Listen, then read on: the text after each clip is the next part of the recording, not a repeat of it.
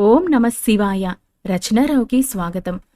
హోలీ వస్తుందంటే చాలు దేశమంతా పండుగే. దీపావళి తర్వాత దేశంలో అత్యంత వేడుకగా జరుపుకునే పండుగల్లో ఇది ఒకటి.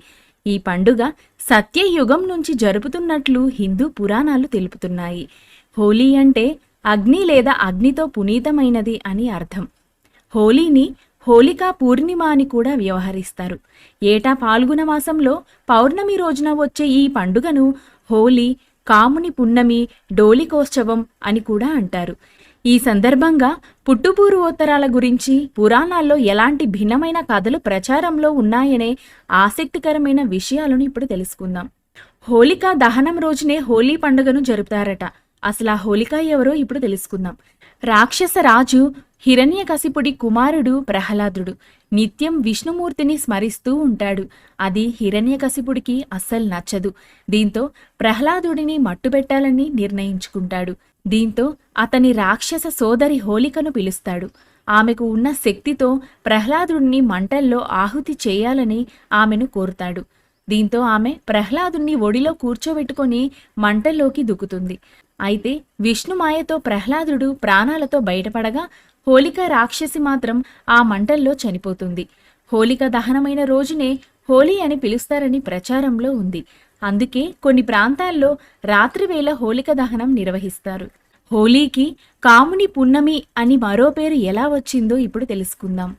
సతీ వియోగంతో తపస్సులో ఉన్న శివునికి హిమవంతుని కుమార్తె అయిన పార్వతీదేవిని ఇచ్చి దేవతలు వివాహం చేయాలని అనుకుంటారు.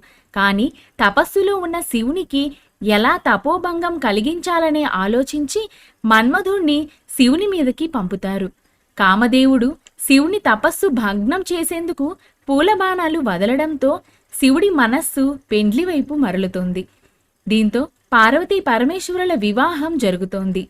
మన్మథ బాణం ప్రభావం తగ్గగానే శివుడు తనకు మన్మధుడి వల్ల తపోభంగం కలిగిందని తన మూడో నేత్రంతో కామదేవుడిని భస్మం చేస్తాడు. పతి వియోగంతో కామదేవుడి భార్య రతీదేవి శివునితో తన భర్త కామదేవుణ్ణి బ్రతికించమని వేడుకుంటుంది.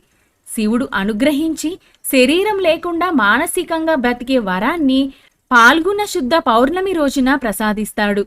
కాముడు తిరిగి బ్రతికిన రోజు కావడంతో కాముడి పున్నమిగా పిలుస్తారు. మరొక కథనం ప్రకారం కృతయుగంలో రఘునాథుడనే సూర్యవంశపు మహారాజు ఉండేవాడు.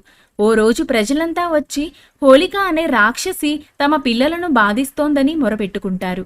ఆ సమయంలో అక్కడే ఉన్న నారద మహర్షి ఏటా పాల్గొన పూర్ణిమ రోజు హోళికను పూజిస్తే బాధలు తొలగిపోతాయని చెబుతాడు. ఆ పూజలు పగటివేళ చేస్తే కష్టాలు వస్తాయని, అంతా రాత్రివేళ నిర్వహించాలని వివరిస్తాడు. దీంతో అప్పటి నుంచి హోలీ పూజలు నిర్వహిస్తున్నట్లు పూర్వీకులు తెలుపుతున్నారు. హోలీని డోలికోత్సవం అని ఎందుకంటారు ఇప్పుడు తెలుసుకుందాం. వంగదేశంలో డోలోత్సవం లేదా డోలికోత్సవం జరుపుకుంటారు. ఆ రోజు శ్రీకృష్ణుడు గోపికలతో కలిసి బృందావనంలోని పూలతో రంగులతో ఈ ఉత్సవాన్ని జరుపుకున్నట్లుగా భావిస్తారు. ఇలా రంగులు పూలు చల్లుకోవడం ద్వారా ప్రేమ సౌభాగ్యాలు వెల్లివిరుస్తాయని నమ్ముతారు. డోలిక అంటే ఉయ్యాల అని అర్థం. బాలకృష్ణుడిని పాల్గొన మాసం పూర్ణిమ తిథుల్లో ఉయ్యాలలో వేసినట్లు పురాణాలు తెలుపుతున్నాయి. ఈ సందర్భంగా పశ్చిమ బెంగాల్లో హోలీ రోజున శ్రీకృష్ణుడి ప్రతిమను ఉయ్యాలలో వేసి డోలికోత్సవం జరుపుతారు. ఈ హోలీ రోజున శ్రీకృష్ణుడు రాధను ఉయ్యాలలో పెట్టి రంగులు పులిమినట్లు కూడా చెబుతుంటారు. శాస్త్రీయ కారణాల గురించి చెప్పుకుంటే వసంతకాలంలో వాతావరణం చలి నుండి వేడికి మారుతుంది. దీనివల్ల వైరస్, జ్వరం, జలుబు వంటి వ్యాధులు ప్రబలుతాయి. కాబట్టి కొన్ని ఔషధ మొక్కల నుంచి తయారు చేసిన సహజమైన రంగులు కలిపిన నీటిని చల్లుకోవడం వల్ల ఈ వ్యాధులు వ్యాప్తి తగ్గుతుందనేది ఓ వాదన. కుంకుమ, పసుపు, బిల్వాలను ఉపయోగించి ఆయుర్వేద వైద్యులు ఔషధ వనమూలికలను తయారు చేస్తారు. తడి రంగుల కోసం మోదుగ పువ్వుల్ని రాత్రంతా మరిగించి అవి పసుపు రంగులోకి మారేంత వరకు ఉంచుతారు. అది ఔషధ లక్షణాలు కలిగి ఉంటుంది. అందుకని సహజమైన రంగు పొడులను చల్లుకోవడం వల్ల ఔషధముగా పనిచేస్తుందని అర్థం. ఈ హోలీ పండుగను మన దేశంలోనే కాకుండా కాలచక్రంలో సంవత్సరాలు గడుస్తున్న కొద్దీ ప్రవాస భారతీయులు ఉంటున్న చాలా ప్రాంతాలలో హోలీ పండుగను ఘనంగా జరుపుకుంటారు. కారణాలు ఏవైనా రంగుల పండుగ హోలీ అంటే అందరికీ ఎంతో ఉత్సాహం. చిన్న పెద్ద అనే తారతమ్యం లేకుండా స్నేహితులు, బంధువులతో ఎంతో ఆనందంగా, ఉత్సాహంగా ఈ పండుగను జరుపుకుంటారు. అందరూ బావుండాలి, అందులో నేను ఉండాలి.